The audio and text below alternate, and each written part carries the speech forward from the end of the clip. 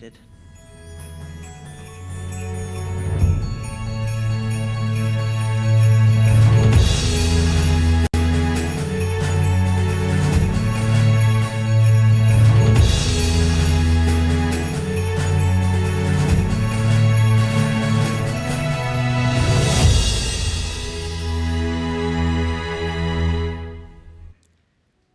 This may sound like a weird question, but why does death smell so familiar? The first death I remember in our family was my mom's dad, my grandpa. I remember I would be his fishing buddy. We would go to the pond behind our house, or a pond behind a neighbor's house, or a pond that we didn't probably have permission to go to, but we went anyway because it's the middle of nowhere. And we would go and we would fish. And we would fish with cane poles, which are these long bamboo-style rods with hooks and line on the end. We put them out over the top, and within seconds, bluegill would be biting. And my grandpa would take them off the hook and put them in the 5-gallon bucket that he was sitting on. And without fail, whenever we'd be done, he'd stand up and his entire backside was soaking wet from the fish flipping up and down in the bucket, because you can't sit on the other side or the water comes out. It's one of the only memories I remember of my grandpa. It's something that makes me laugh. But those types of memories that we have of people that we love, they don't last long enough, do they? They seem to be slipping away. And for my grandpa, it didn't take long for dementia to take over. And the grandpa that I knew was kind of different. He got angry at things that were familiar that became foreign. And that 5-gallon bucket was replaced by a hospital bed. And I was no longer his fishing buddy. I remember the day he passed in the home that he built with my grandma that's pictured there. And I remember tons of family and friends being over. And I remember thinking, why does death kind of smell so familiar? It was the house that I was raised in. It was the house that when my parents worked, my grandpa and my grandma watched me. I'd be dropped off in the morning. My grandma would make green eggs and ham in a blue bowl and read the story to me. It's a place where later in the day we would watch The Price is Right. She'd let me cheat at Scrabble because I didn't really know what I was doing. But I remember that day, my grandpa passing, I remember it smelling like bread baking. I remember it smelling like overwhelmingly bad Yankee candles.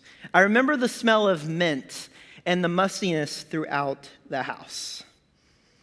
It was familiar.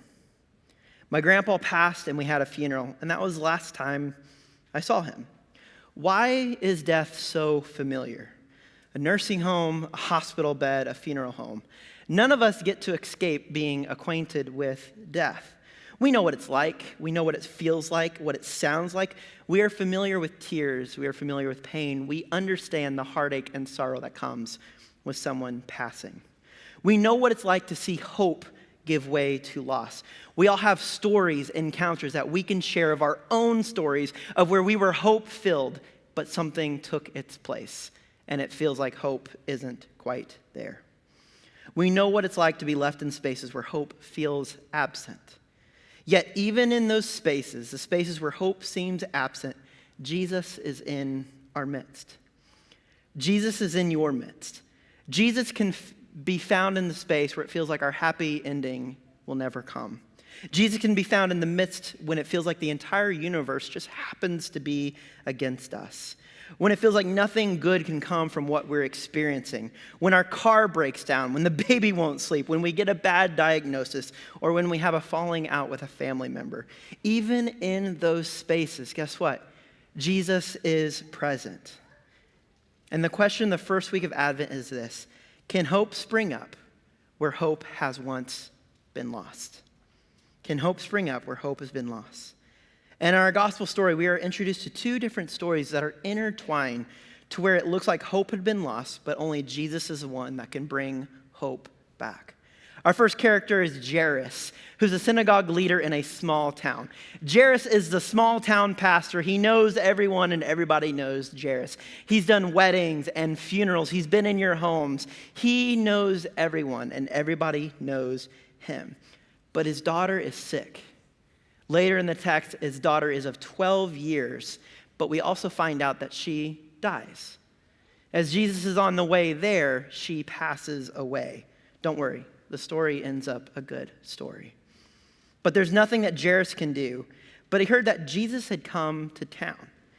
Jairus is someone with everything to lose. His daughter is sick, is very sick, and there's nothing he can do. So he goes to Jesus. But maybe this Jesus can help, or maybe not. He's at the end of the rope, and there's no place for him to go. But the problem is, if Jairus goes to Jesus, what will people say? Jairus, you're the one that has a special connection to God. You're the one who oversees the preaching calendars, the schedules, the liturgies, the reading. Don't you have this connection? If you can't do anything, what makes you think Jesus is going to do anything? Jairus is someone who has everything to lose. This Sunday, he's trying to find, or this Sabbath, he's trying to find someone, but maybe next Sabbath, he might be looking for a job.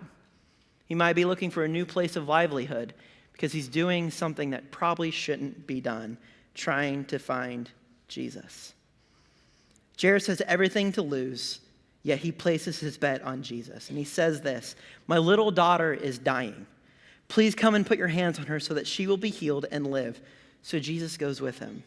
Jesus goes with the man, yet on the way we meet another character, an unnamed woman, a woman who, unlike Jairus, has nothing to lose because she's already lost everything. For 12 years, she has been sick. She's been bleeding. Bleeding a sign of not sin, but impurity. Someone who needs cleansing before she can be in society. And for 12 years, she's not been able to be in community properly. But not just that, she's been hurting for 12 years. Verse 26 says, she has suffered a great deal under the care of many doctors and had spent all she had. Yet instead of getting better, things were just worse. For 12 years, she had been searching for answers, spending money she probably didn't have to find answers that seemingly didn't exist. And for 12 years, she's been tested. Let's put it into modern language, things that we might be able to relate with. She's had blood tests, bone marrow samples, experimental drugs with high promises yet high risk, biopsies, colonoscopies, painful pelvic exams, pokes, stress tests, psych exams, drinking different dyes for different images that made her sick, getting her personal experience of what's happening in her body discredited and being passed off from doctor to doctor to doctor. She has no answers. Now, 12 years later, she's broke. And things are much worse. She comes to Jesus for the same reason. Maybe, just maybe, Jesus can do something. And she pushes in on Jesus in hopes of touching him. If I just touch his clothes, maybe I'll be healed. When I was reading this story, we identify with this. My wife has been dealing with something since before we were dating. She has an autoimmune disorder that causes her pain, that causes her exhaustion. And she's been passed on from doctor to doctor. She's gone to Mayo. She's had tests and prodding and pokes. She's had her personal experience discredited. And it's been very difficult for us. So when I read this story, I go, yeah. And we've been in desperate places. I remember when I was pastoring in Nebraska, and my wife was still here in Illinois before we were married, we were engaged. And we're on the phone, we're talking, and I find out that in a local church not too far from where I was pastoring, there was like this special healing pastor man dude that happened to just have some sort of special anointing that I didn't have. And I was desperate hearing what she was going through. And so I went to the service, and there's people standing up being slain in the spirit. And I'm like, maybe something's wrong with me. Maybe God's not answering my prayer because I just don't have what he has. And I remember out of desperation going up to him and be like, hey, my fiance's not doing great. She's dealing with this thing. No one can figure it out. Could you pray for her? Because apparently you have something that I don't. What do you do when something is off in your body, but no one listens? What do you do when you pray, but it feels like God doesn't quite answer your prayer?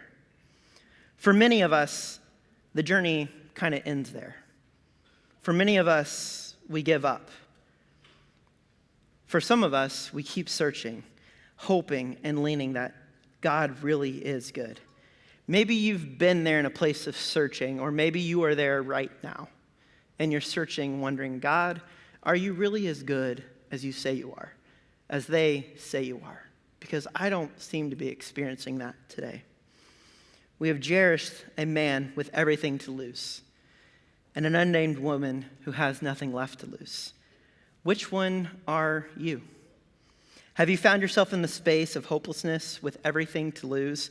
Friends, family, your job, your community, spaces that were once full of life now seem to be slipping away. It's a story of a mom who got divorced. And in divorces, we totally forget that, guess what?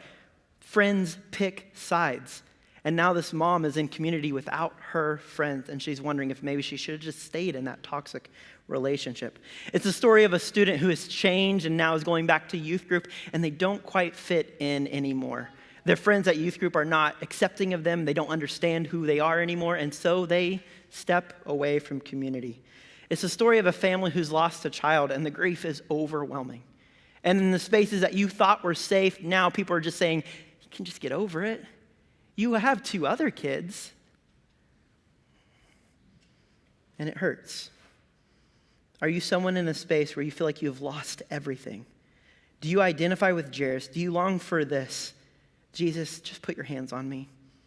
And if you do, everything will be okay, and I think I will live. Or have you already lost everything? Is it impossible for you to see Jesus in your midst? Does it feel like God is absent? Does it feel like you are wandering in the desert and you are not sure which direction to go? You show up week after week because that is what you're supposed to do. It's a story of a parent that's disconnected from their child. Maybe even a grandparent disconnected from their grandkids. They've walked away from the faith, there was a skirmish, something happened, and now the grandkids are collateral. It's the story of someone who has lost their faith. They come to church week after week hoping that something will reignite it, but you're just here out of duty. And you haven't really felt God, or you haven't really talked to God. You've just come because this is what you are supposed to do. Or maybe it is the story of someone who's gone to the doctors again and again and again, and you have no answers. How can the weary world rejoice when the weariness is so overwhelming? Today is the first Sunday of Advent, a journey of waiting, of expectation, a season of longing, of wanting Christ to break in and to come and to make all things new. I long for Jesus. I long for a world to be much different than what it is, and I long for the pain that I'm familiar with to be different. And today, there are those who have everything to lose, and those who have lost everything. And the response from Jesus is the same. Jesus sees you. Jesus wants to touch your life, and Jesus wants to bring new life. With Jesus, hope can spring up once again in the places where hope has been lost. Now, not every story has a resolution, but our story has a high point. A couple months ago, Barbara went back to the doctor, and a doctor finally started listening to her. Started searching and seeing kind of what is going on, and noticed a trend in her labs. Barbara has low iron. Not only does she have low iron, her body doesn't really absorb iron. And so she needed to get a transfusion of iron. So insurance, don't worry, I talked to her before I shared any of this. That'd be bad, the pastor, no. Or a husband, no. Sleep on the couch. No, it's been approved. But she got the infusion, and things are different. We don't know if this is a fix. We don't know if this is temporary. But for the first time in like 15 years, she's not getting tired going up the stairs. She's not getting tired putting our kids to bed at night. She's not exhausted as she's walking up and down the ICU floor at Edwards, doing her best to be present for patients and family. For the first time, Barbara was seen, she was heard, and her life was touched. And it feels like in our household, hope has been rekindled. In this story, these stories, healing does come from faith. But healing comes when both the young girl and the woman are seen and heard, and when they are touched. The truth is, hope can spring up in places where hope has been lost. And this is what Advent is all about. Hope can abound once again, and healing can come. Lives can be restored. Jesus has decided to move into my and into your neighborhood. Jesus has chosen forever you and me. Jesus has seen us, has heard us, and Jesus chooses to touch our lives, every part of our lives. A dead girl and a woman bleeding. Jesus crosses the boundaries. Jesus goes where there is pain. Jesus goes where he's not really supposed to go. Death and blood, messy, unclean, impure. Jesus, you really shouldn't be there. There's better, more clean, more sterile places for you to show up. And sometimes I think we are the ones who Jesus shouldn't be wasting his time on. I think sometimes we think that we are the ones that Jesus really shouldn't be wasting his time on. I used to think Jesus was too busy to be bothered with what I was going through. Because if I look to my left and I look to my right, guess what? There's someone that has it much, much worse than I do. So Jesus, you can't be bothered with me because you've got a lot of other bigger fish on the scene. And maybe it's just best that I suffer in silence. And I know I'm not alone. There are many of us that do that. Week after week, you go through pain. Week after week, you go through frustrating circumstances. And you weather it alone. And you sit there in these pews in silence. All because we don't want to bother people. And we don't want to bother Jesus. I think the church is full of silent sufferers, simply bearing life's burdens alone. Can I let you in on a little secret here? I think Jesus wants to be bothered. And I think it's okay to bother Jesus. I love that these stories are intertwined. 12 years of suffering meets a life that is ending at just 12 years of age. But there's different. There's a woman who's desperate for change, and she takes it on her own hands to go after Jesus. She leans and wades her way through the crowd to get to Jesus. She simply touches his robe, and it changes everything. She has no one but herself. She has no advocate. And then there's a dad who knows his daughter can't do anything for herself. So he puts his livelihood on the line and goes and finds Jesus. There are some times where we need others to help bring us to Jesus. And there are times where we really need to make the decision to make a move towards Jesus ourselves. And I think our lives oscillate between these two postures.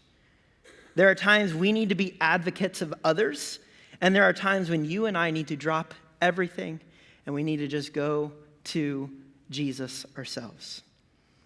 A dead girl lives, a woman bleeding is now whole, all because of Jesus. Jesus is the reason why the weary world can rejoice. Jesus is the one who sees us, who hears us, and is the one who can bring healing and touch our lives. And we're going to do something a little different. Pastor Greg and I are going to do an anointing. There's nothing magical in this, but this is a sacramental practice. This is a reminder that God sees us and that we aren't alone. And throughout church history, anointing has been used for healing of bodies, of mind, soul, spirit, of uniting communities. So that's what we're going to do this morning. We're going to start our journey of Advent, of longing, of expectation, of coming to the Christ child who makes all things new by coming together as a community, if you want to, and being anointed. Deborah's going to be playing something, and as you feel led, Pastor Greg and I would love to anoint you. You don't have to tell us what's going on, but you might have one of those two postures. You have nothing to lose, or maybe you're in a place where you have everything to lose. Maybe you're someone that has to drop everything you have and come to Jesus, or maybe you're sitting next to someone that you need to bring them to Jesus yourself. No pressure. We're not going to make it weird, but if you would like to be anointed, we're going to have music play, and then we'll do our hymn. But Christ is for you. And Advent is all about reversals. Places that were void of hope can be hope-filled again. So come as you feel led.